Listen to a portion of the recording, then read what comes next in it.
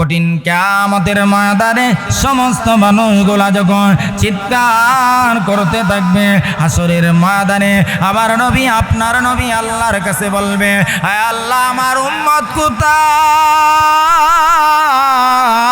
আল্লাহ, আমার উম্মত কোথায়? উম্মতের জন্য নবী হাসরের ময়দানে চিৎকার করতে থাকবে।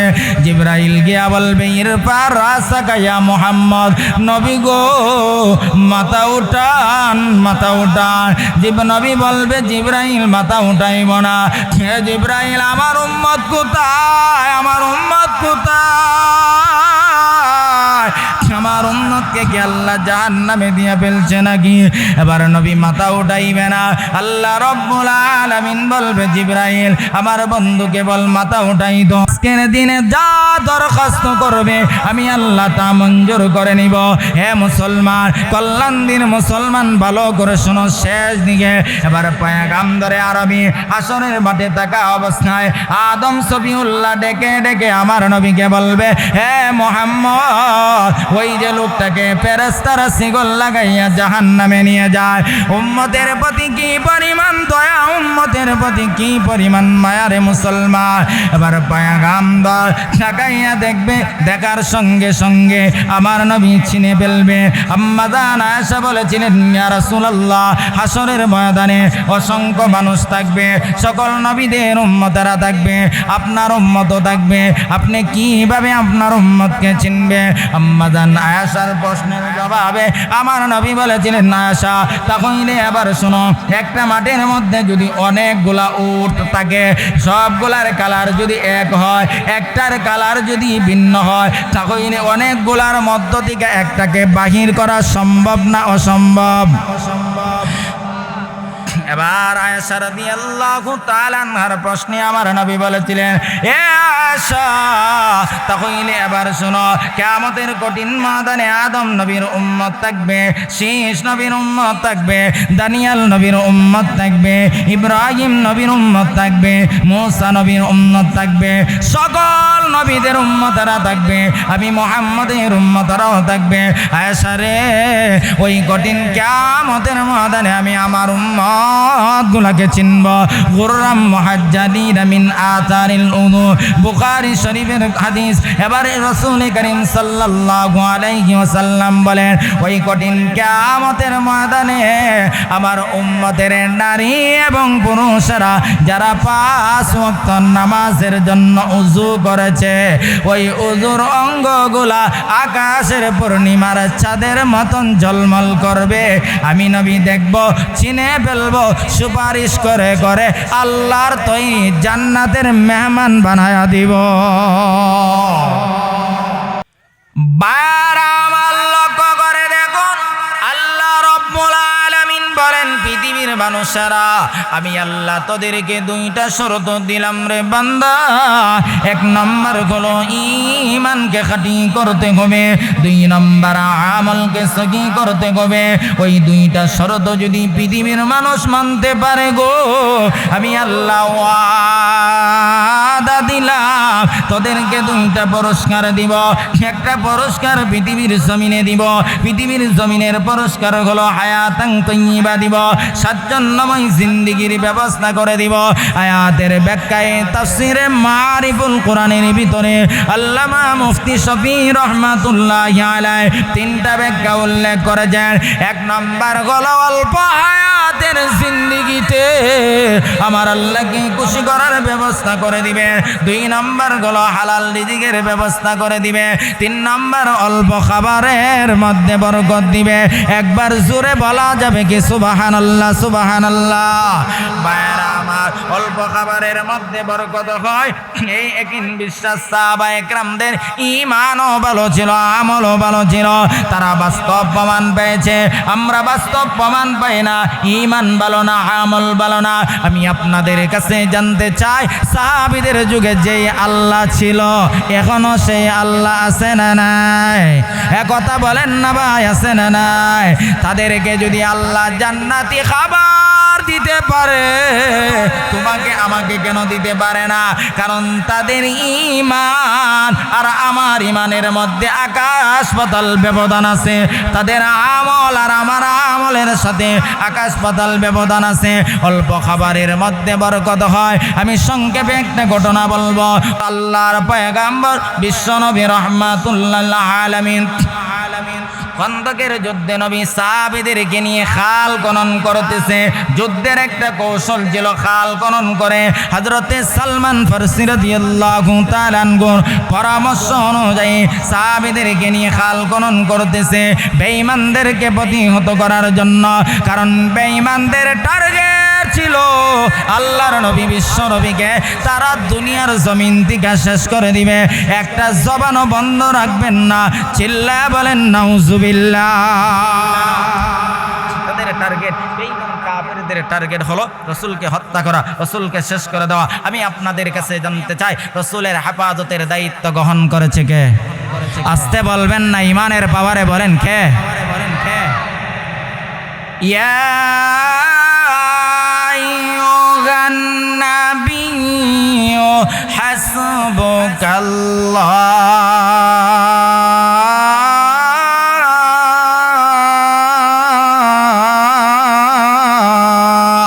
লা মান ইত্তাবা'আকা মিনাল মুমিনিন।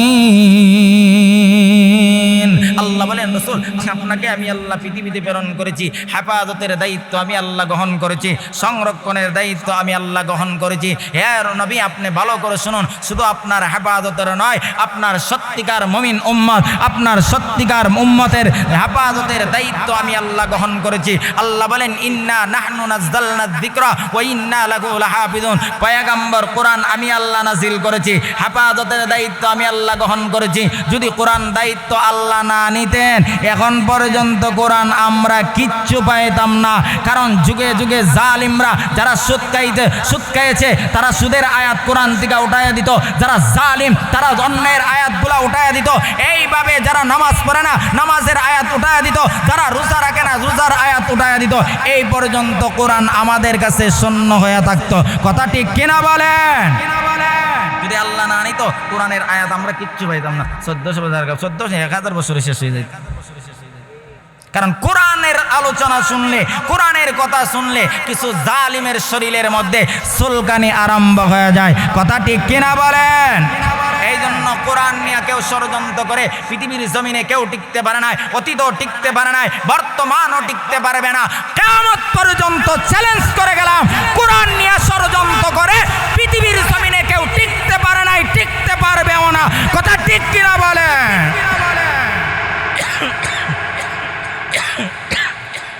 এই জন্য পয়গম্বরে আরবি সাল্লাল্লাহু আলাইহি ওয়াসাল্লাম খাল খনন করতেছে, তাদের টার্গেট নবীকে শেষ করে দেওয়া। লম্বা আলোচনা। রাসূল করিম সাল্লাল্লাহু আলাইহি ওয়াসাল্লাম সাহাবীদের নিয়ে গেলেন। নিয়ে যাওয়ার পর যে খাল খনন অবস্থায় খাবারগুলা নিয়েছিলেন, খাবারগুলা শেষ। এক পর্যায়ে সাহাবায়ে কেরামরা পেটের মধ্যে পাথর বেঁধে নিয়েছে। শুধু সাহাবীরা পেটের মধ্যে পাথর বেঁধেছেন তা নয়, স্বয়ং আল্লাহর পরে যেই নবীর মর্যাদা, নবী মুহাম্মদুর রাসূলুল্লাহ সাল্লাল্লাহু আলাইহি ওয়াসাল্লাম পর্যন্ত পেটের মধ্যে পাথর বেঁধে নিয়েছে। সুবহানাল্লাহ নাই আপনাদের এলাকায়?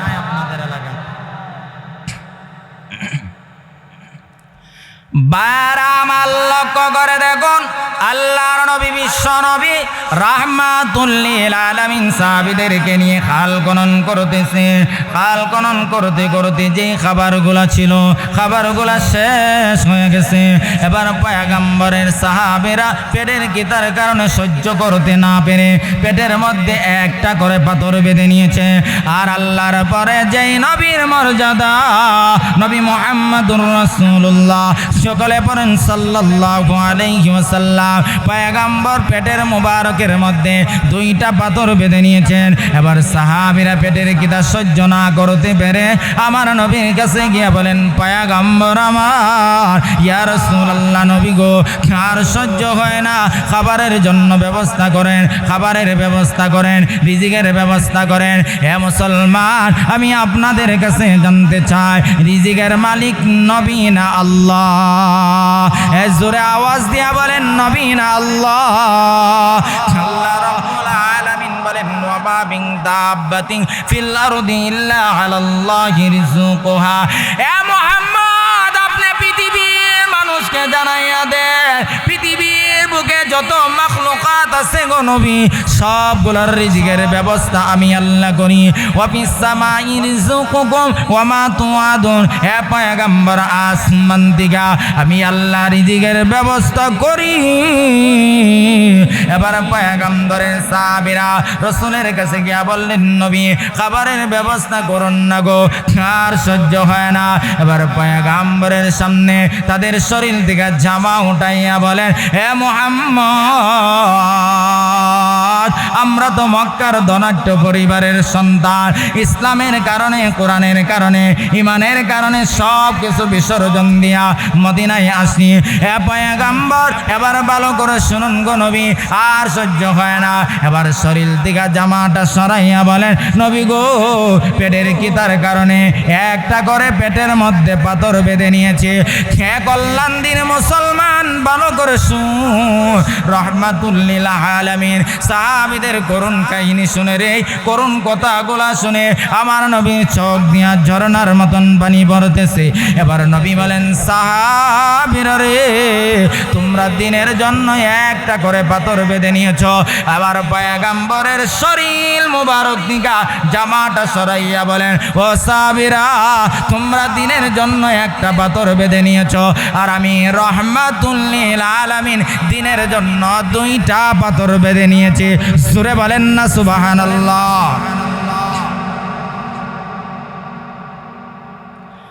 সাহাবীরা দিনের জন্য একটা, আর আপনার নবী, আমার নবী, নবী মুহাম্মদুর রাসূলুল্লাহ, আল্লাহর পরে যার মর্যাদা, দিনের জন্য দুইটা পাথর বেঁধে নিয়েছে। বারাবার হযরতে জাবের ইবনে আব্দুল্লাহ এই সমাবেশের মধ্যে এইখানে রাসূলের সামনে ছিল। জাবের ইবনে আব্দুল্লাহ তাকাইয়া দেখেন পয়গম্বরের চেহারা মলিন হয়ে গেছে, পেটের কিতার কারণে চেহারার রং পরিবর্তন হয়ে গেছে। আমার নবীর চেহারা আকাশের পূর্ণিমার চাঁদের চাইতে আরো সুন্দর। কোন নবী চেহারার কসম আল্লাহ করে নাই, কিন্তু তোমার নবী, আমার নবীর চেহারার কসম করেছেন আল্লাহ সুবহানাল্লাহ। নবীর চেহারার কসম খাইছেন আল্লাহ। চেহারার দাম কম না বেশি? কথা বলেন না ভাই, কম না বেশি? ওয়াদ-দুহা ওয়াল-লাইলি ইযা সাজা মা ওয়াদ্দাআকা রাব্বুকা ওয়া মা ক্বালা।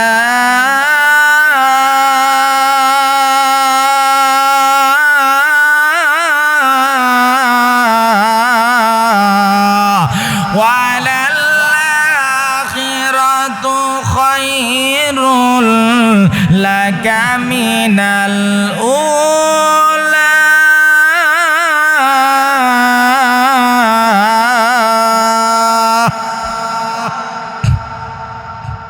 রাসূল করিম সাল্লাল্লাহু আলাইহি ওয়াসাল্লাম কসম খাইছেন, ওই ছাড়ার দাম আছে।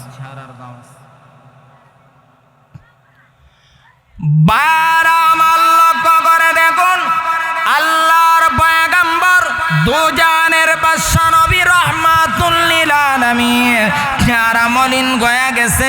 এবার জাবের ইবনে আব্দুল্লাহ দেখেন নবী চেহারার রং পরিবর্তন। আশিক রাসূল ভালো করে শুন, সাহাবীরা নবীর প্রতি কেমন আশিক ছিল। এবার জাবের ইবনে আব্দুল্লাহ তাকায়া দেখেন, আমার ঘরে যদি খাবার থাকে আর আমার নবী যদি উপবাস থাকে, আমার নবীর চেহারার রং পরিবর্তন হয়ে যায়, তাহলে কিয়ামতের কঠিন ময়দানে আমি জাবের আশিকে রাসূল হইয়া নবীর সামনে দাঁড়াইতে পারবো না, আল্লাহর সামনে দাঁড়াইতে পারবো না। এবার জাবের ইবনে আব্দুল্লাহ একটা দৌড় দিয়া বাড়িতে গেলেন, গিয়া বলেন, বিবি ঘরে খাবার আছে কি? হ্যাঁ আছে।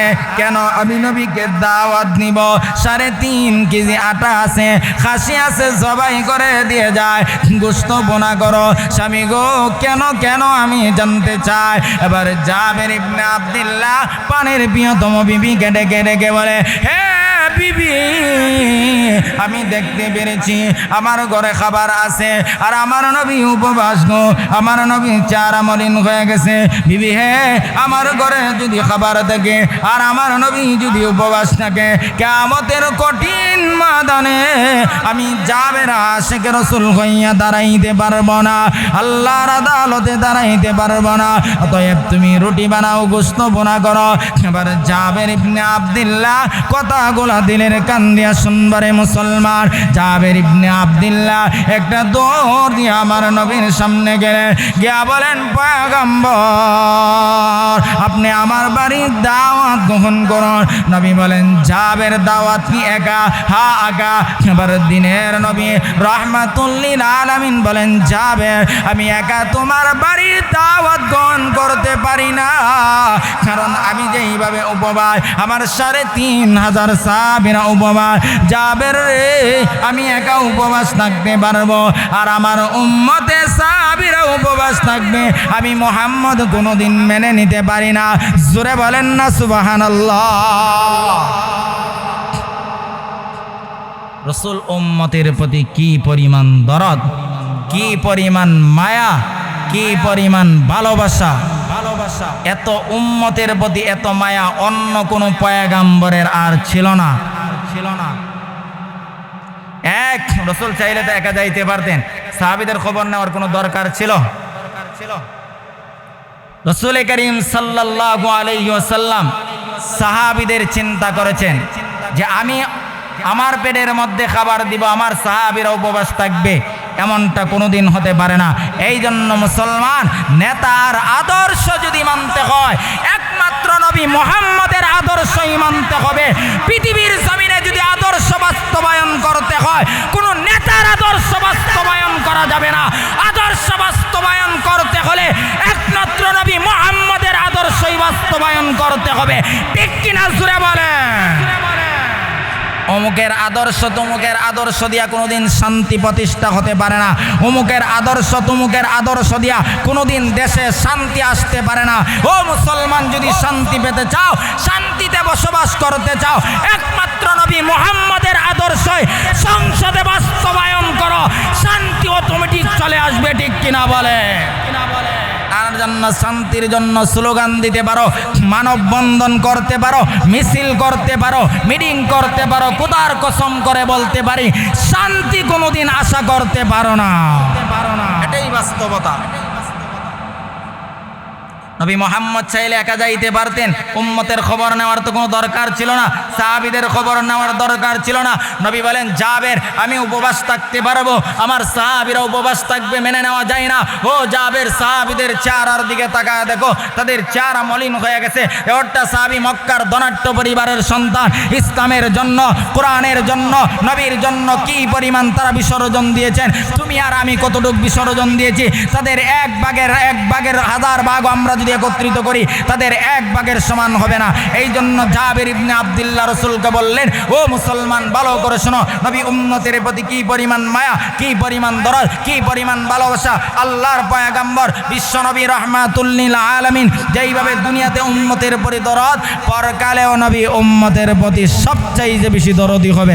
সুবহানাল্লাহ বলেন। বারাম লক্ষ্য করে দেখুন, আল্লাহর নবী বিশ্ব নবী রাহমাতুল লিল আলামিন উম্মতের প্রতি কি পরিমাণ মায়া, উম্মতের প্রতি কি পরিমাণ দয়া। কঠিন কিয়ামতের ময়দানে সমস্ত মানুষগুলা যখন চিৎকার করতে থাকবে হাসরের ময়দানে, আমার নবী আপনার নবী আল্লাহর কাছে বলবে, আয় আল্লাহ আমার উম্মত কোথায়, আল্লাহ আমার উম্মত কোথায়। উম্মতের জন্য নবী হাসরের ময়দানে চিৎকার করতে থাকবে। জিবরাইল গিয়া বলবে, ইরফা রাসাকা ইয়া মুহাম্মদ, নবী গো মাথা উঠান, মাথা উঠান। নবী বলবে, জিবরাইল মাথা উঠাইব না। হে জিবরাইল আমার উম্মত কোথায়, আমার উম্মত কোথায়, আমার উম্মতকে কি আল্লাহ জাহান্নামে দিয়ে ফেলছে নাকি? এবার নবী মাথা উঠাইবে না। আল্লাহ রব্বুল আলামিন বলবে, জিবরাইল আমার বন্ধুকে বল মাথা উঠাই দাও। আজকের দিনে যা দরখাস্ত করবে আমি আল্লাহ তা মঞ্জুর করে নিব। হে মুসলমান, কল্যাণ দিন মুসলমান ভালো করে শোনো শেষ দিকে। এবার পয়গাম্বরে আরবি হাসরের মাঠে থাকা অবস্থায় আদম সফিউল্লাহ ডেকে ডেকে আমার নবীকে বলবে, হে মুহাম্মদ, ওই যে লোকটাকে ফেরেশতারা শিকল লাগাইয়া জাহান্নামে নিয়ে যায়, উম্মতের প্রতি কি পরিমাণ দয়া, উম্মতের প্রতি কি পরিমাণ মায়া রে মুসলমান। এবার পয়গাম্বর তাকাইয়া দেখবে, দেখার সঙ্গে সঙ্গে আমার নবী চিনে ফেলবে। আম্মা জান আয়েশা বলেছিলেন, ইয়া রাসূলুল্লাহ হাসরের ময়দানে অসংখ্য মানুষ থাকবে, সকল নবীদের উম্মতেরা থাকবে, আপনার উম্মতও থাকবে, আপনি কিভাবে আপনার উম্মতকে চিনবে? আম্মা জান আয়েশার প্রশ্নের জবাবে আমার নবী বলেছিলেন, আয়েশা তাহলে আবার শোনো, একটা মাঠের মধ্যে যদি অনেকগুলা উট থাকে, সবগুলার কালার যদি এক হয়, একটার কালার যদি ভিন্ন হয়, তাহলে অনেকগুলার মধ্য থেকে একটাকে বাহির করা সম্ভব না অসম্ভব? অসম্ভব। এবার আয়েশা রাদিয়াল্লাহু তাআলা আনহার প্রশ্নে আমার নবী বলেছিলেন, এ আয়েশা তাহলে এবার শোনো, কিয়ামতের কঠিন ময়দানে আদম নবীর উম্মত থাকবে, শীষ নবীর উম্মত থাকবে, দানিয়াল নবীর উম্মত থাকবে, ইব্রাহিম নবীর উম্মত থাকবে, মূসা নবীর উম্মত থাকবে, সকল নবীদের উম্মতরা থাকবে, আমি মুহাম্মদের উম্মতরাও থাকবে। আয়েশা রে, ওই কঠিন কিয়ামতের ময়দানে আমি আমার উম্মত গুলাকে চিনব।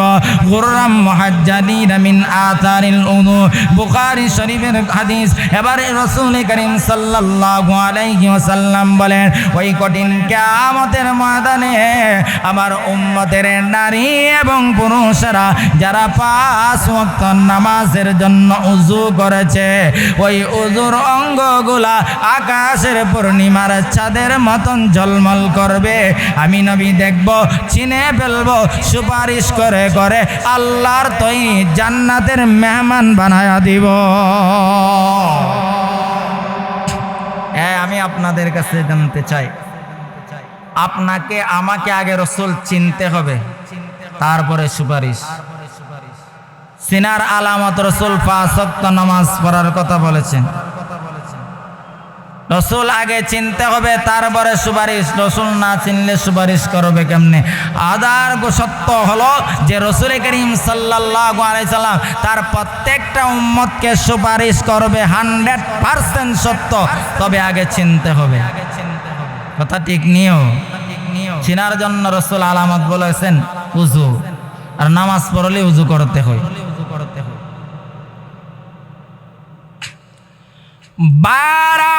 লক্ষ্য করে দেখুন, আল্লাহর নবী বিশ্ব নবী রাহমাতুল লিল আলামিনকে এবার আদম সফিউল্লাহ ডেকে ডেকে বলবে, হে পয়গম্বর, ওই যে ফেরেশতারা শিকল লাগাইয়া জাহান্নামের দিকে টেনে নিয়ে যায়, হে কল্যাণদীর মুসলমান, এবার ভালো করে শোনো নারী, তোমাকে আমার মতন তোমার মতন নাফরমান উম্মতকে যখন ফেরেশতারা শিকল লাগাইয়া জাহান্নামের দিকে নিয়ে যাবে, আদম সফিউল্লাহ ডেকে ডেকে বলবে, হে পয়গম্বর মুহাম্মদ গো, ওই যে ফেরেশতারা শিকল লাগাইয়া জাহান্নামে নিয়ে, ওইগুলো আপনার উম্মত। নবী দেখবে, চিনে ফেলবে। ফেরেশতা ফেরেশতারা শুধু জাহান্নামের দিকে নিয়ে যাবে। নবী পিছন দিক দিয়া দৌড়তে থাকবে, পিছন দিক দিয়া দৌড়তে থাকবে আর বলবে ইয়া মালাইকা, ইয়া মালাইকা। কিন্তু আমার পয়গম্বরের ডাক ফেরেশতারা শুনবে না, ফেরেশতারা শুনবে না। এবার পয়গম্বর এক পর্যায়ে হাসরের ময়দানে সিজদায় পড়ে পড়ে আল্লাহর কাছে বলবে, আয় আল্লাহ, আমি মুহাম্মদ এখনো হাসরের মাঠে আর আমার উম্মত জাহান্নামে যাবে। আমি কোনোদিন মেনে নিতে পারি না আমার উম্মত জাহান্নামের আগুনে যাবে। আমি মুহাম্মদ কোনোদিন মেনে নিতে পারি না। আমি ফেরেশতাদেরকে ডাকতেছি কিন্তু ফেরেশতারা আমার ডাক শুনে না। এবার পয়গম্বর সিজদায় পড়ে আল্লাহর দরবারে কান্না করতে থাকবে। আল্লাহ রাব্বুল আলামিন তখন ফেরেশতাদেরকে ডাক দিবে, ফেরেশতারা আমার বন্ধু তোদেরকে ডাকতেছে। এবার ফেরেশতারা দাঁড়াইয়া যাবে, দাঁড়ানোর পর নবী সামনে যাবে, ফেরেশতাদের সামনে গিয়া বলবে, ফেরেশতারা রে, আমার উম্মতের কোন গুনার কারণে, আমার উম্মতের কোন নাফরমানির কারণে আমার উম্মতকে জাহান্নামে নিয়ে যাও। হে ফেরেশতারা, আমার উম্মত জাহান্নামে যাবে, আমি মুহাম্মদ মেনে নিতে পারি না। একটা জবানও বন্ধ রাখবেন না। চিল্লা বলেন আল্লাহু আকবার। আরো জোরে চিল্লা বলেন না আল্লাহু আকবার। আবার পয়গম্বর মুহাম্মদ ফেরেশতাদেরকে ডাকবে, ফেরেশতারা দাঁড়াইয়া যাবে, দাঁড়ানোর পর নবী মুহাম্মদ বলবে, আমার উম্মতের কোন নাফরমানির কারণে, আমার উম্মতের কোন গুনার কারণে জাহান্নামে নাও। ফেরেশতারা রে, এবার ফেরেশতারা ডাক দিয়া বলবে, হাবিব আমার, আপনার উম্মতের নেকের পাল্লা হালকা হয়ে গেছে, গুনার পাল্লা বাড়ি, মালিকের নির্দেশ জাহান্নামে নিয়ে যাওয়া। এবার পয়গম্বর উম্মতের দরদি নবী রাহমাতুল লিল আলামিন ফেরেশতাদেরকে বলবে, ফেরেশতারা আমার উম্মতের আমল নামাটা আমি মুহাম্মদ দেখতে চাই, আমি মুহাম্মদ দেখতে চাই। আমার উম্মতের আমল নামাটা আমি মুহাম্মদের সামনে আবারও তুলো।